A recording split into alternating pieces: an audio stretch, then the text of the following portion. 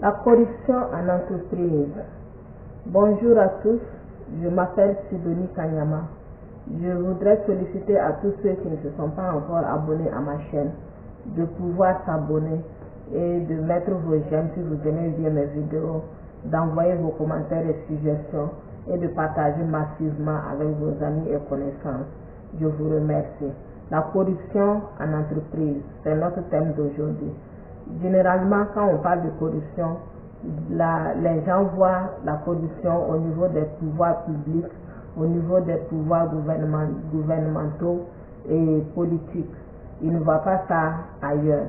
Mais il faut que vous sachiez que dans les entreprises, dans les sociétés, dans les commerces, il y a aussi la corruption. C'est de ça que nous allons parler aujourd'hui. Mais qu'est-ce que c'est que la corruption?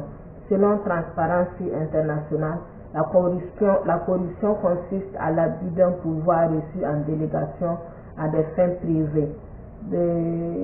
L'abus d'un pouvoir reçu en délégation à des fins privées. Et aussi, selon Wikipédia, la corruption c'est un acte malveillant visant à obtenir un avantage contre un autre avantage. Je prends un exemple concret.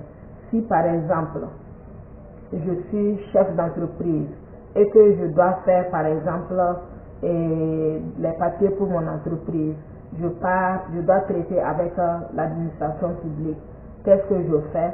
Je trouve que par exemple je veux faire mes papiers rapidement et puis avoir les papiers. Et qu'est-ce que je fais? Je pars par exemple, je vois un agent administratif et puis je lui propose de l'argent pour qu'il puisse faire le papier là rapidement pour moi. Ça, c'est une corruption.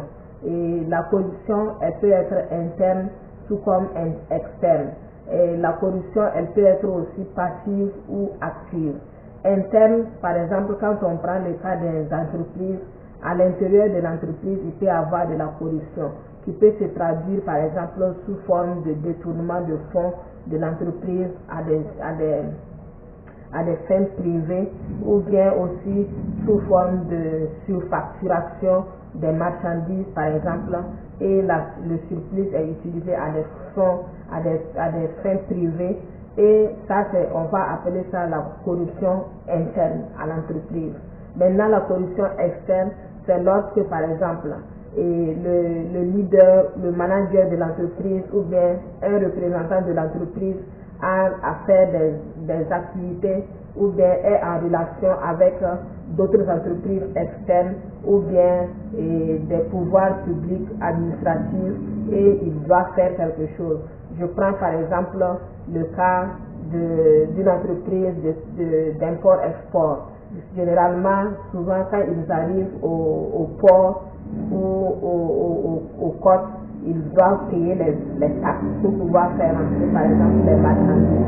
Et souvent, qu'est-ce que certains font? Ils arrivent là-bas, au lieu de payer les taxes pour faire entrer faire les formalités et faire entrer leurs marchandises, ils vont payer par exemple un agent, un douanier ou un agent de service pour que ce dernier-là les fait outrepasser les taxes et faire entrer leurs marchandises. C'est une forme de corruption externe à l'entreprise, parce que ça est en relation avec d'autres personnes. Mais au sein de l'entreprise, les détournements des deniers de l'entreprise, les surfacturations, les détournements de fonds, tout ça c'est des corruptions internes. Et la corruption peut être passive et active. Passive, c'est dans le sens où, par exemple, je suis celui qui accepte l'offre pour pouvoir délivrer l'action requise, l'action demandée, faire la prestation de service, par exemple, ou celui qui accepte le pot de vin, l'offre pour pouvoir rendre le service. Et la corruption est active et dans ce sens où je fais l'action de corrompre quelqu'un. Je pars par exemple offrir un pot de vin à quelqu'un pour pouvoir obtenir un service donné ou un avantage donné. Et en ce temps, la corruption est active. Mais qu'est-ce qui peut causer ou amener la corruption dans une entreprise? Généralement, à l'interne, la corruption interne est généralement issue du fait qu'il y a le manque de contrôle assidu et permanent. Il y a le manque de contrôle assidu et permanent. En ce sens que souvent, il n'y a pas d'audit interne ni d'audit externe. Il n'y a pas d'audit interne pour surveiller les gens qui travaillent dans l'entreprise. Et aussi, il y a le manque de transparence dans la gestion, d'où souvent le manque d'information. Souvent, les gens sont laissés à eux-mêmes, ils font ce qu'ils veulent, il n'y a pas de rapport, il n'y a pas d'information qu'ils doivent donner en retour à leur supérieur. Et souvent, quand c'est comme ça, quand il y a le laxisme dans l'entreprise, ça amène la corruption. Il y a aussi souvent l'absence ou le non-respect des règlements intérieurs ou de codes de conduite. Beaucoup d'entreprises n'ont pas de règlement intérieur ou bien n'ont pas de code de conduite. Et ça aboutit à la corruption, à faire régner la corruption dans l'entreprise. Il y a aussi l'ignorance et la gourmandise vis-à-vis de l'argent. L'ignorance et la gourmandise vis-à-vis de l'argent. Souvent, certaines personnes, ce n'est pas parce qu'elles veulent faire la corruption, mais elles ignorent que la corruption n'est pas une bonne chose. Mais d'autres personnes ont la connaissance que la corruption est mauvaise, le détournement est mauvais, mais ils vont le faire parce qu'ils sont gourmands vis-à-vis de l'argent. Ils veulent s'enrichir illicitement, ils veulent s'enrichir vite et ils veulent l'argent. Il y a aussi il y a aussi le fait que beaucoup d'entreprises accusent le coût élevé des impôts qui ne leur permet pas de faire de la rentabilité, surtout avec les entreprises d'import-export.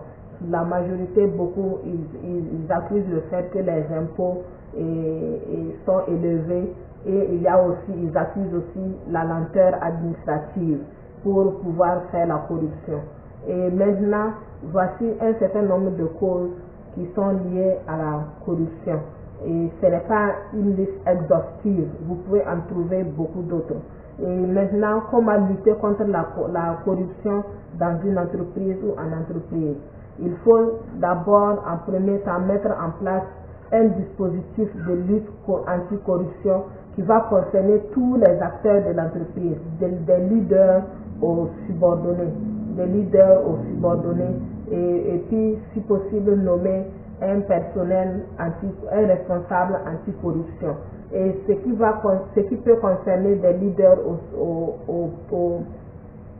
aux subordonnés, c'est souvent les audits internes et les audits externes. Donc, il faut instaurer les systèmes d'audits internes permanemment dans vos habitudes, les audits internes et les audits externes, où le patron lui-même est audité, où les agents sont audités et tout le monde est audité. Et cela vous permet vraiment de vous corriger et de faire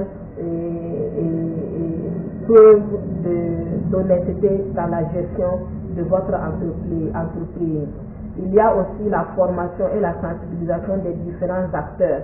Il faut former les gens sur la corruption, ses conséquences néfastes, et puis aussi ses dangers pour l'entreprise, et aussi sensibiliser les gens sur ce thème-là.